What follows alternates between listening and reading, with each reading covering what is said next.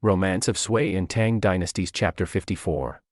We're traveling back to the foundational, really brutal days of the Tang dynasty, specifically the year 618. Right. The fight for control has been just, raging.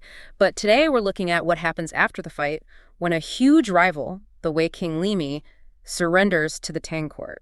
And this isn't some peaceful handshake. This is a masterclass in, calculated psychological warfare. Mm-hmm. It's so much more than just a military transaction. It's this delicate, high-stakes political negotiation.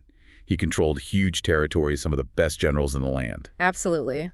We have to start with the disconnect, the gap between what Limi expected and what he actually got when he arrived in Cheng'an. He was a king, a grand marshal. Exactly. Leader of the Wagong army. He genuinely believed his status warranted a royal title, or at least something on par with what other defectors like Li Shentong got. So he arrives, hat in hand, but he's expecting a crown. He's expecting deference, a massive reward. But what he gets, instead of a royal title, they give him the position of Gronglu King. Minister of the imperial household. Right, which sounds grand, but for a man of his stature, it was shockingly low. The source says he felt very uneven about it. He saw it as this profound disrespect from the Emperor Li Yuan. He called himself a top-notch, earth-standing good man. You can just feel the pride in that phrase. Oh, yeah. For him, this wasn't just a low rank. It was a public humiliation after he'd already swallowed his pride just to surrender. But here's the thing. He saw disrespect. The Emperor, Li Yuan, saw an opportunity. An opportunity for what? For control. It's fascinating because the Emperor had this really deep three-part rationale for keeping that title deliberately modest. This is the core insight here. Okay, so Li Man sees an insult, but Li Yuan is playing like three-dimensional chess. What were those motives? Well, they weren't shouted from the rooftops, but the source makes the strategy pretty clear. First, and this is smart, was protection. Protection for Li Mi. Exactly. Li Yuan knew that if he gave this powerful defector a huge title right away, all the court officials, the generals who'd been fighting for the Tang for years, they'd get incredibly jealous. So it's to stop the political knives from coming out. Right. Don't alienate your loyal people for the new guy. The second part was leverage. Leverage. How so? Well, the regions Limi used to control, Henan, Shandong, they weren't fully pacified yet. The Tang still needed his influence. So if you give him the top-tier rank right away, you have, quote, nothing to add to him later. A lower rank keeps the carrot dangling. You can reward him for future loyalty. Exactly. But the third reason, that's the most psychological one, and frankly the most Machiavellian. Which is? Psychological taming. The emperor literally wanted to cage and wear down his sharp edge. Zimotaruki. It was about humbling him, forcing him to accept that he's no longer the powerful Wei King. He's just a subject, and his status depends entirely on the emperor's mood. And given Li Mi's famous arrogance, the source even says he lacked the capacity to tolerate others. This was a test he was almost guaranteed to fail. It was. It was a calculated risk aimed at control. If he accepts it, he's a tamed asset. If he rebels, well, then the emperor looks wise and is justified in getting rid of him. And the timeline here is key, right? This all happens very fast. Incredibly fast. Limi has been in Chang'an for less than a month before the whole military landscape shifts again.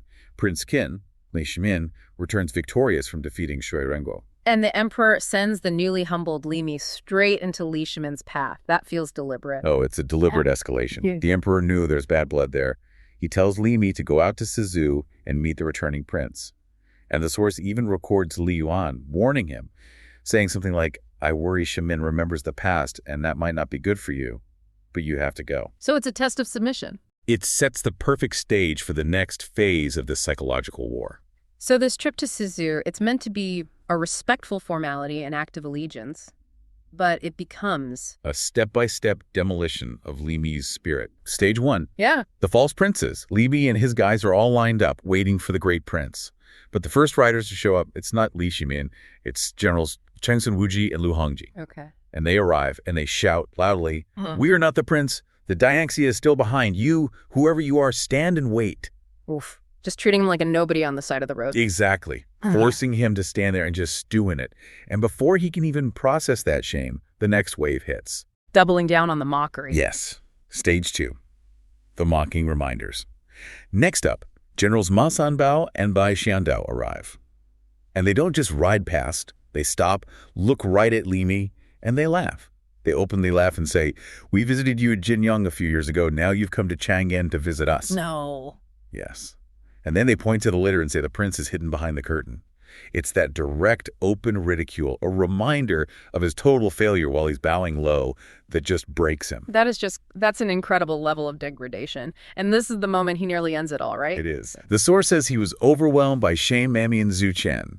He cries out that a great man who can't stand on his own shouldn't face heaven and earth, and he tries to draw his sword. Kill himself. Right there. Right there. His loyal follower, Wang Bodang, has to rush in and grab the sword to stop him. And Wang Bodang uses these classical analogies to talk him down. He does. He invokes King Ren being imprisoned, King Gujian suffering disgrace at Kuaiji, the highest examples of perseverance. He's basically begging him to bear the anger and wait for later plans. It takes ancient history just to convince him to keep living. The damage is already done, though, but the main act hasn't even arrived yet. Not yet. They have to endure one more wave. Stage 3, the silent acknowledgement. What happens here? A final group of generals arrives. They recognize Li Mi, but instead of mockery, they just offer this brief, formal, almost cold nod before riding past. And that reserved, silent judgment coming after all the open ridicule is what hits him the hardest. And he breaks down. He and his men, they just weep openly on the side of the road. The process is complete. The enemy is reduced to tears. And now Li Shimin arrives, dressed royally, mounted high. Li Mi, totally defeated, rushes forward and just grovels on the ground.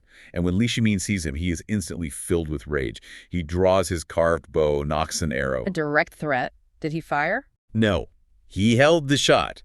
He pulled the arrow back just to demonstrate his absolute power, then used the bow's tip to point at Li Mi, calling him a mere man, a pifu. Wow. And then he delivers the line, "I was going to shoot you to avenge the time you imprisoned me, but I fear implicating the others, so I will spare your life now." A stay of execution that he frames as a magnanimous act while completely stripping Li Mi of any dignity he had left. And then he adds this chilling prophecy right before he rides off. "I will not kill him, but someone will kill him someday." He's basically marking Li Mi as a temporary doomed figure. It's a masterful move. So this brings us back to the real strategy here. After this whole performance, the Emperor and Prince Qin talk, and the Emperor confirms they took Li Mi in based on Lu Wenjing's advice. What was that argument? It was all about regional stability. Lu Wenjing used the famous lips and teeth analogy. Meaning, if one falls, the other is exposed. Right. If the Tang refused Li Mi's surrender, he'd have no choice but to defect to their other great enemy, Wang Shichong. And that would have strengthened their enemy and put the Tang frontier at huge risk. So they didn't take Li Mi because he was valuable. They took him because he was a liability they couldn't let the other side have. Precisely.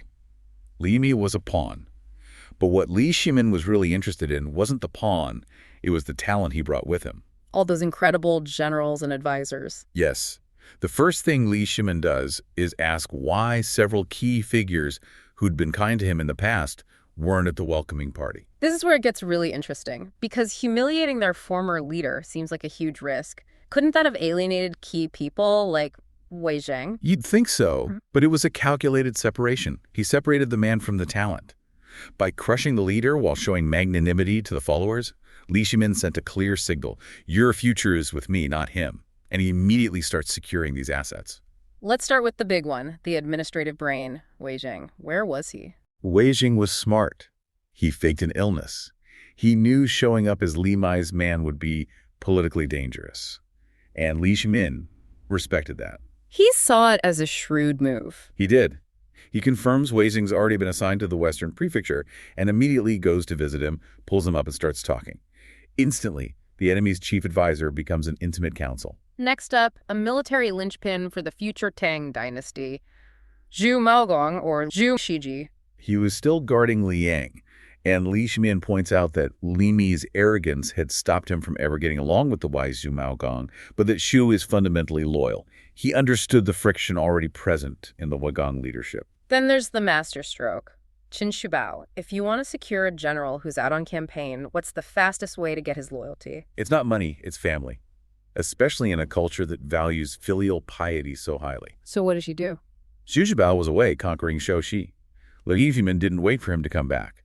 The source says Shimin was already providing for Qin Shubao's mother and son in the capital. That is a powerful move. It's like saying, your most sacred duty as a son, I, your new sovereign, have taken care of it. Exactly. It's an insurance policy wrapped in profound respect. It guarantees the son's devotion. Finally, there's Cheng Zhijie, also known as Cheng Yaojin. He was also absent. He was scared. He went back to Ogan to visit his mother, fearing retribution. Cheng's mother is also being cared for by Li Shimin. Wow. And Wei Ying urges the prince to forgive the hatred of the shot hook. The hatred of the shot hook, that sounds specific. What's that? It refers to a past battle. And Wei Zhang is saying, forgive him for that. He's arguing he's a loyal, filial man. And she may make sure Cheng hears that his mother is safe and cared for, guarantees his loyalty. Cheng Zhijie, he comes back to his base. Expecting to find his mother, and she's just gone. He immediately confronts his comrade, Yu Junda. And Junda has this terrible duty of explaining the deception. He confirms that Zijie's mother had accompanied Qin Kuang's mother, Qin Bomu, and her daughter-in-law, supposedly to meet some relatives. But that's not the real story. Not at all. The terrible truth, the one that makes Zijie's blood run cold, is that they were, and the text says, designedly enticed into Chang'an by Prince Qin's agents. Wow. So his first reaction, the source says, is just disbelief. He actually laughs. Yeah, he thinks it's some kind of dark joke.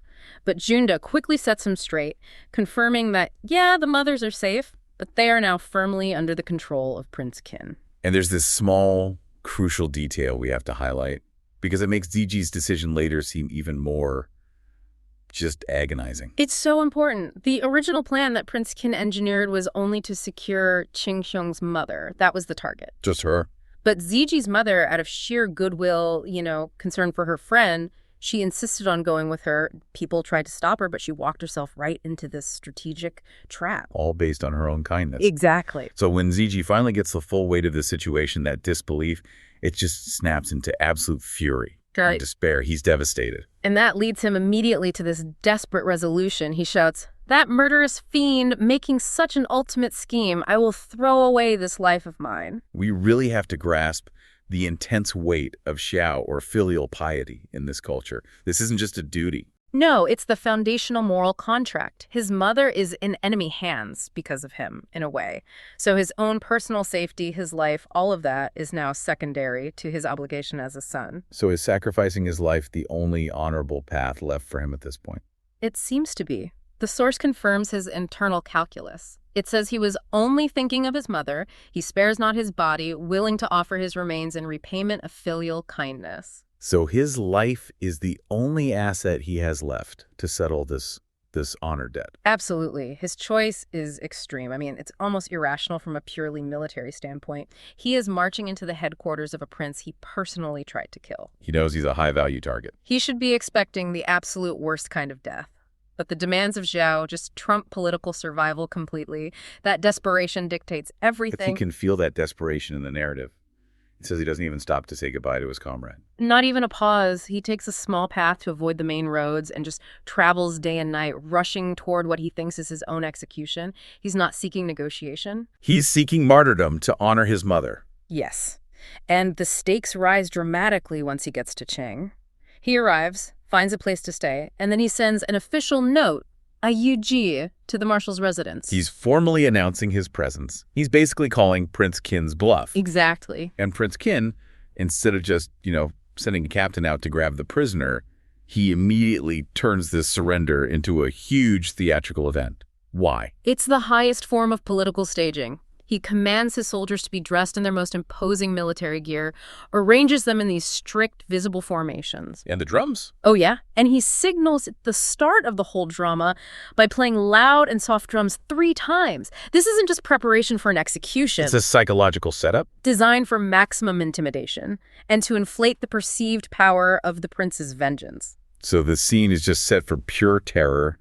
A guard announces the Wei offender, Cheng Zhijie, and the sound is like a thunderclap. Zhijie enters, tied up, his hands behind his back. And the description is so memorable. A bare, big fellow just standing there defiantly. Prince Qin, for his part, plays the role of the vengeful sovereign perfectly. He's visually furious, his mustache and eyebrows standing straight up. He slams the table, brings up the time Zhijie nearly killed him at Laojintang, and he doesn't just threaten death, he uses the most visceral terms possible. Right. I will now cook you in a pot or slice you with a knife. It's brutal. But hold on. If the goal was simply execution, why bother with all the theater? Was Qin Wang secretly hoping for a surrender? Or was this over-the-top threat a deliberate setup? It was absolutely calculated. If he had just executed Zhijie quietly, it would have validated Zhijie's martyrdom, and he wouldn't have gained anything strategically. Okay, so by escalating the threat. He ensures two things. First, Zhijie's honor is satisfied. He faced the full, terrifying consequence. And second, that any mercy that follows will be seen as this extraordinary, almost divine compassion. And Zhijie, true to character, he's not intimidated. He laughs in the prince's face. A hearty laugh. He accepts the death sentence, but holds firm on his one demand. I only knew Wei then, I didn't know Tang.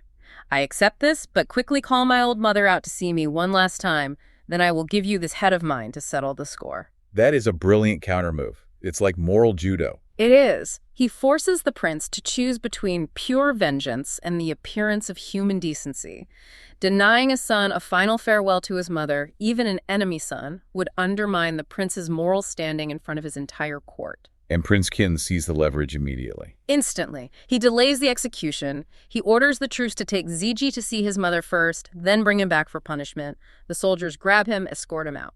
And the door to true strategic kindness has just opened a crack. And that crack is where the political genius of Qin Wang is really revealed. We move to the mother's quarters, where the true brilliance isn't in the pardon, but in the provisions. So Zhijie is taken to this huge house east of the West Mansion. And the accommodations, they're extraordinary. We have to pause and just look at what he set up the moment they arrived. The source details the sheer scale of it. 10 to 20 women were assigned to serve them. 20 dedicated guards watching the doors for safety. And it wasn't just basic needs. Oh, no. Beyond daily necessities, they got monthly fabrics and gifts. This is royal treatment, not simple detainment. And the equity of the treatment is so key here. Qin Wang wasn't just looking after his own family. No, the text specifically notes that both mothers were treated equally. No favoritism. This establishes Qin Wang as a man of principle, not just self-interest. So when Zhijie arrives, his mother rushes out. She's embracing him, crying hysterically. It's an incredibly intense scene. So intense that the surrounding officers who are watching this raw emotion from this fierce warrior reduced to a tearful son, they actually start laughing. Officers are laughing. That's such a fascinating human detail in the middle of all this political drama. I think it's that immediate release of tension, but also, the universal understanding of that filial bond. Even hardened soldiers get the power of that moment. Right. And Zhijie, he ignores the laughter. He just wants to know if his mother is safe. She's too emotional to speak. So Qin Bomu steps in. And that intercession is just crucial, isn't it? It's everything. Qin Bomu acts as a witness. She details the depth of the care they've received, the supplies, the gifts of frequent visits. She is effectively vouching for the prince. And Zhijie's mother confirms it all. She even points to 2 specific serving women that the prince gifted for her personal service. And that visual confirmation just shatters Zhijie's entire idea of the prince as this murderous fiend. That is the turning point. That is where loyalty is forged. He's overcome by gratitude and shame, and he confesses he was wrong. He says he never expected Qin Wang to be such a good person. And now he accepts his death willingly. He sees it as the final honorable payment for his past offense against such a generous man. He even tells his mother to forget him and just stay there with Qin Bomu. Prince Qin has successfully flipped the entire narrative. Zhijie's heart has shifted from being a defiant enemy to a profound moral debtor. He's willing to die, not because he has to, but because he feels he should, out of respect for the man who honored his mother. Yes, but before he can leave to face the executioners, Qin Bomu steps in again. She becomes his advocate. His primary advocate. She argues that since the Wei Duke has surrendered and her own son, Qin Qiang, is expected soon, Zhijie's mother shouldn't be left sonless. She's getting ready to go intercede personally. She asks for her formal clothes to make the request official. And this is where the strategic timing of Prince Qin becomes just legendary. Before she can even leave, before that emotional appeal can bind him by his own filial duty, an official arrives with an edict. Preemptive mercy. Exactly. The prince has decreed to pardon Cheng Zhijie of all offenses and instructs him to immediately don the cap and robe and come meet him. He issued the pardon at the precise moment of maximum moral indebtedness. It ensures the impact was pure political power, not just familial obligation. The mother's reaction is priceless. She immediately kneels and prays for the prince's long life and peace. And again, this causes the whole crowd to laugh at her genuine, over-the-top enthusiasm. And she gives Zhijie his ultimate instruction. She does. She tells him to postpone honoring her and go immediately to thank the prince. She tells him to serve such a generous, broad-minded ruler loyally. Her endorsement seals the deal more effectively than any military oath could. And we get that incredible peek behind the curtain into Prince Qin's genius. Yes. When the pardon is sent, he's with his advisors, Wei Zheng and Lu Wenjing, and he reveals his calculation. He says, "Fortunately, I sent the pardon in first."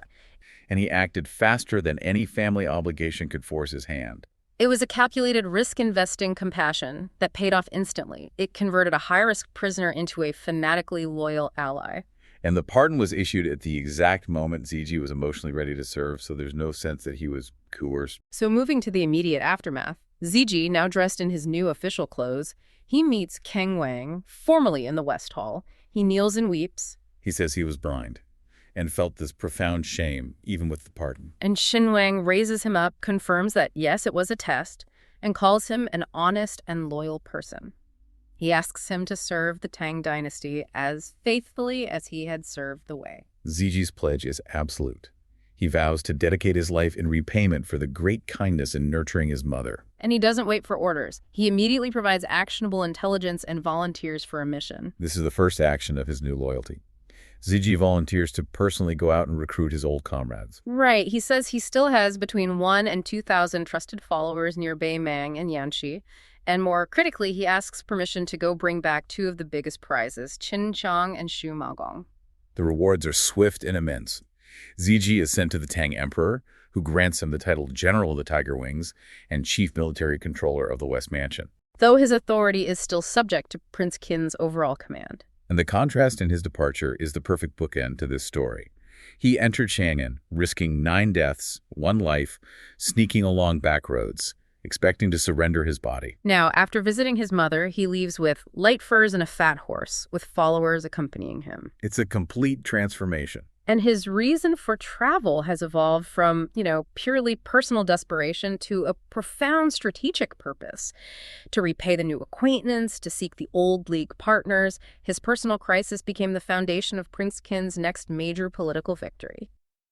Meanwhile, The brief appearance and immediate departure of Cheng Zhijie. and this moment is, it's a genius piece of political theater, whether it was intentional or not. For sure. Li Mi fully expected his old Wagong comrade, Cheng Zhijie, to swing by the mansion, offer congrats, share some news from back east. Just professional courtesy, right? Exactly. But Cheng Zhijie not only snubs him, but then the records show within days the Tang Emperor publicly promotes Cheng Zhijie to Tiger Wing General and sends him out of the capital. And this is where Li Mi's mind just snaps. This is the fatal misinterpretation.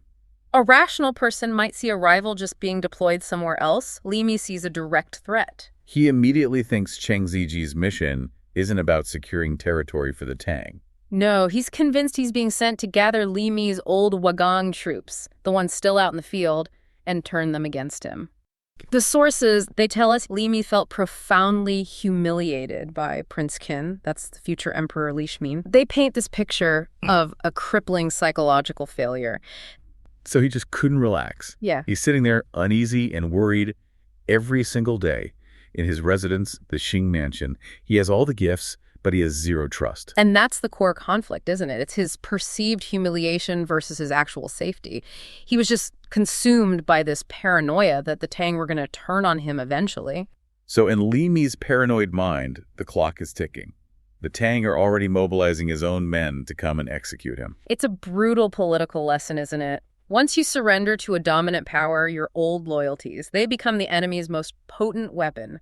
He saw this shift as proof that his life was forfeit, and he decided he had to act first. So fueled by this conviction, he calls together his remaining inner circle. Right, Wang Bodang, Jia Runfu, and Zhu Junyan. And you can just imagine the atmosphere in that room. It must have been toxic. And they all share the grievance. They weren't just psychologically uncomfortable. They were practically suffering. Yeah, the sources say they were running low on supplies and actively suffering humiliation, just being marginalized in the capital in Chang'an. They hated it. They're warriors. They're not courtiers.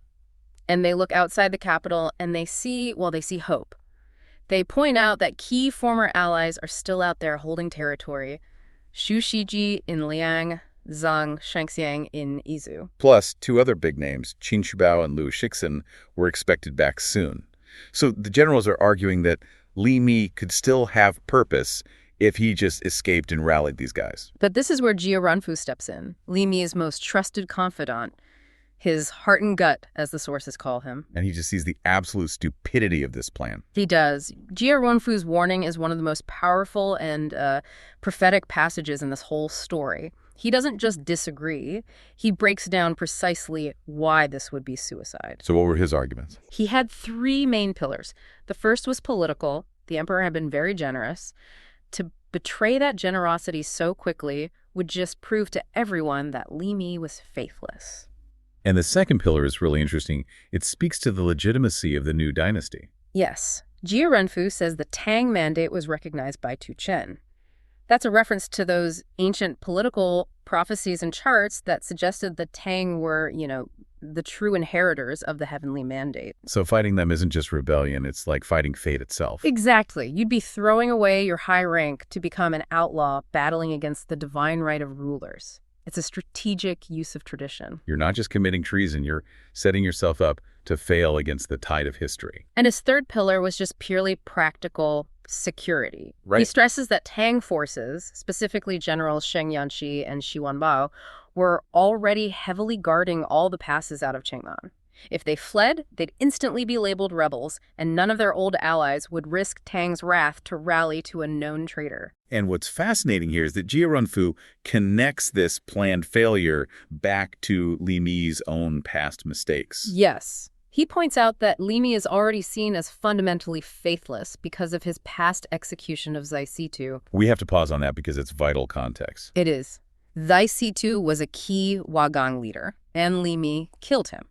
Now, Li Mi had his reasons, but executing a respected general just permanently fractured the trust within his own army. So Jia Runfu is saying, you've already proven you can't be trusted by your own men. Now you're about to prove you can't be trusted by your new masters. It's a complete no-win. And how does Li Mi respond to this brilliant logical analysis that identifies every single one of his leadership flaws? Does he reflect? Absolutely not. He reacts with just pure, uncontrolled hubris. He flies into a rage. Draws his sword and threatens to execute Jia Runfu right there on the spot. It's only Wang Bodang, his most loyal follower, who steps in and stops the murder. Wow.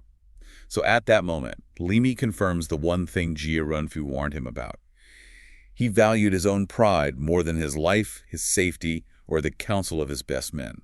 So with that decision made, the drama then shifts to the domestic sphere. Right. He's got this new royal wife, Princess Dugu, and he tries to persuade her to leave with him. He uses the age-old argument that a wife has to follow her husband. And this is just a spectacular clash of loyalties. She's the emperor's niece or sister. Her primary loyalty is to the dynasty, not to this brand new, obviously unstable husband. And she just lays into it. Oh, she does. She reminds him the emperor gave him everything. A high position, a royal marriage. She points out the deep moral offense of it all. He hadn't even warmed his seat before he started plotting treason. Her contempt is just absolute. And the sources give us that unforgettable detail that she literally spits in his face to Okimian. Wow. Just to show her utter disdain. She calls him disloyal and unjust. It's a huge moment of moral judgment right before this massive political crisis. And he was enraged enough to kill her, right? He was. He almost did. But a palace attendant steps in and shows this remarkable presence of mind. What do they do? They don't get into the politics. They just use a social shortcut. The conventional wisdom of fu chung fu sui, husband sings, wife follows. So they soothe his pride. Exactly. Soothing his pride while suggesting he just needs careful planning, not more violence right here. It's quick thinking that saves her life. But Li Mi is still going. And the escape plan they adopt, suggested by Zhu Junyan, is just shocking. It's so cynical. They plan to sneak out before dawn and take the princess with them. Why? What's the thinking there? They hope that if Prince Qin pursues them, her royal presence will deter the Tang from doing them any immediate harm. So she's a human shield. Essentially, yeah. It mirrors a famous, if questionable, tactic from Chinese history. The calculation is cold. The Tang might kill Li Mi, but they surely won't risk harming a member of the royal family in the process. So under the cover of darkness, Li Mi locks the inner gate, gathers Wang Bodang and more than 60 men, and just rushes out the north gate. And just like that, he abandons the highest status the new dynasty could offer, trading it all for the life of a hunted man. The escape is immediate news, right?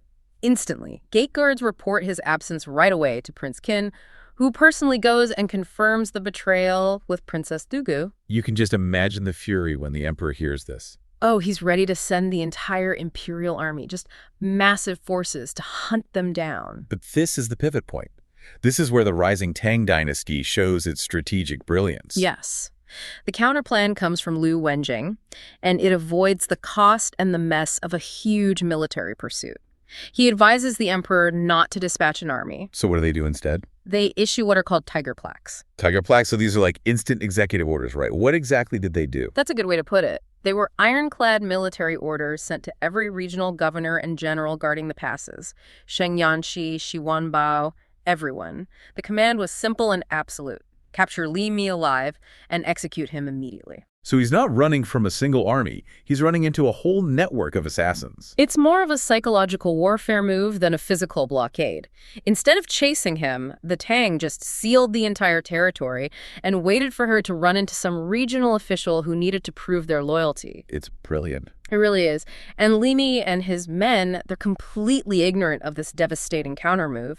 They managed to rush past key points like Tang Pass and Lantian, but then Li Mi commits his second major, fatal strategic error. He suggests splitting up. Always a bad idea. It always sounds smart on paper, harder to track, you know? Yeah. But in reality, it just neuters your already meager defensive capability. That's the critical flaw. Li Mi and Wang Bodang, with about 30 men, take a smaller path toward Izu. Jia Renfu and Zhu Junian take the main road toward Liang with maybe 10 or 20 guys. He divided his strength, guaranteeing that neither group could possibly defend itself if they got intercepted. He was playing the odds when the Tang had already fixed the game. And that lack of strength comes back to haunt them almost immediately. The Li Mi and Wang Bodang group, right?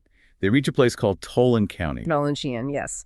And they run straight into a very suspicious, very capable local magistrate named Fang Zhengzi. And he orders a search of the travelers. This is the moment where Li Mi's old habits just completely destroy any chance he had. The sources are blunt about it. His soldiers were ex-bandits, and their wild nature had not changed. So when they're faced with authority, with scrutiny, they don't comply. They don't flee quietly. They lash out. They attacked and killed the gate guards. And then, the ultimate tactical blunder. They storm the county's warehouse and start looting it. Why? Their money had run out, so they just reverted to being common brigands. So they went from being political fugitives who could, theoretically claim some kind of grievance. To being common murderers and plunderers. This single act of looting just removed any possibility of a political settlement or mercy. They were now confirmed enemies of the state, requiring immediate military eradication. And Magistrate Fang Zhengji escapes and immediately reports the raid to General Shiwanbao in Xiang province. The network worked perfectly. The ambush is now in motion. And the general in charge, Shengyanshi, he's very confident. Incredibly confident. Yeah. He recognizes Li Mi has devolved into just a desperate fugitive, so he doesn't panic. He says he can capture Li Mi with only a few dozen men. He knows exactly where Li Mi is headed and what he's willing to risk. But he refuses to reveal his plan, ensuring complete tactical surprise. Meanwhile, Li Mi is just completely clueless. He assumes the Tang forces are all focused on blocking the main routes, the obvious ones to Luozu. So he and Wang Berdang are riding slowly, completely exposed on this narrow path on the south side of Xiang'er Mountain. And the terrain itself is the trap. Oh, yeah. The path is bordered by a high mountain on one side, which is perfect for concealment, and a deep ravine or a stream on the other. So there's no way to escape, no way to flank. And then the signal. A cannon fires. And from the trees, arrows fly like locusts. The sources point out they had no armor. Right, which confirms they were traveling fast and light and were totally unprepared for combat. They were instantly boxed in. More troops emerged from the valley stream, cutting off any retreat. And this is the final tragic scene. It really highlights the unwavering loyalty of Wang Bodang. It does. While Li Mi's pride had cost them everything, Wang Bodang desperately embraces Li Mi's body. He's using himself as a literal human shield against all the incoming arrows. It's a powerful, but, completely futile gesture. Both Li Mi and Wang Bodang are killed in the barrage. Their heads are collected and sent back to Cheng. It's the definitive end of that warlord. And the aftermath is just as grim. It's a final warning against treason. Yeah, the Tang Emperor is thrilled. A major threat is eliminated, and quickly. He orders the two heads to be displayed on poles in the marketplace.